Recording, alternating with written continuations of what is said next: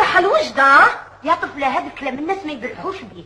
لا عيني ما ننساش مزيتك نجيبي لي كرنو غزال.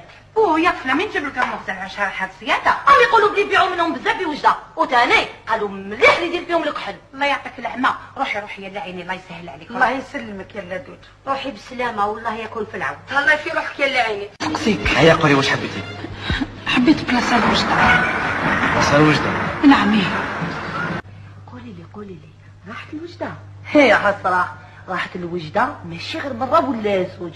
واش من الخيرات يلا راضيه جابتهم معاها. يعطيك الصحه يا فاطمه يا بنتي. الله يسلمك. نعرف بزاف النساء اللي راهم مدبرين رسالهم هكذا، وعند بالك اللي يروحوا لتم يروحوا باش يحوسوا بغير الشك راهم يدبروا بزاف الدراهم بالقماش اللي يجيبوه من تما. عويش انا نروح نجرب وربي